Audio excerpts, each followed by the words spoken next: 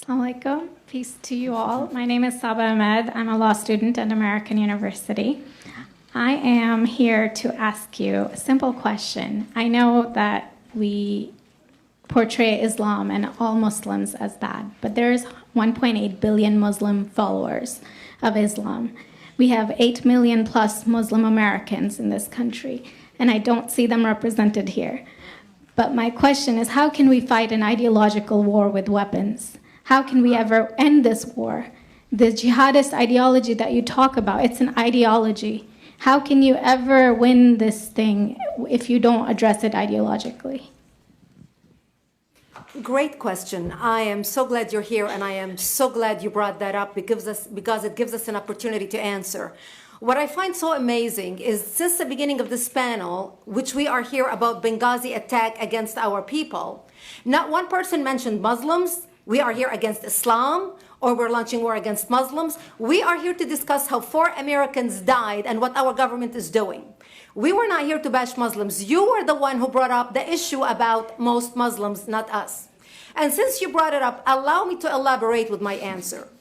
There are 1.2 billion Muslims in the world today. Of course, not all of them are radicals. The majority of them are peaceful people. The radicals are estimated to be between 15 to 25%, according to all intelligence services around the world.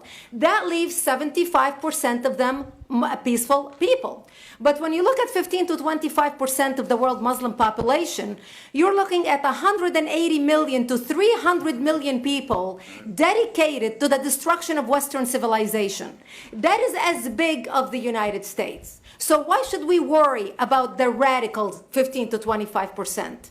Because it is the radicals that kill. Because it is the radicals that behead and massacre. When you look throughout history, when you look at all the lessons of history, most Germans were peaceful.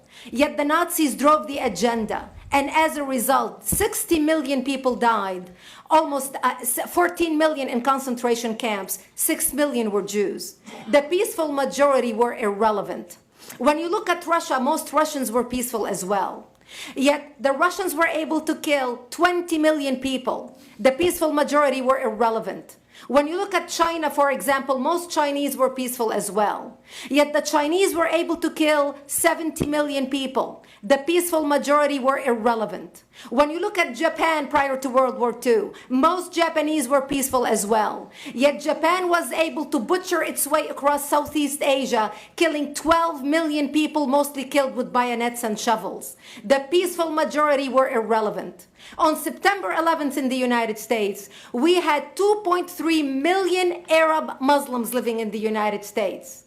It took 19 hijackers, 19 radicals to bring America down to its knees, destroy the World Trade Center, attack the Pentagon, and kill almost 3,000 Americans that day. The peaceful majority were irrelevant. So for all our powers of reasons and us talking about moderate and peaceful Muslims, I'm glad you're here. But where are the others speaking out? And since you are the only Muslim representative,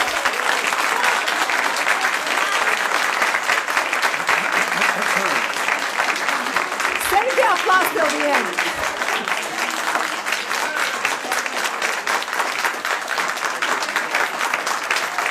Thank you.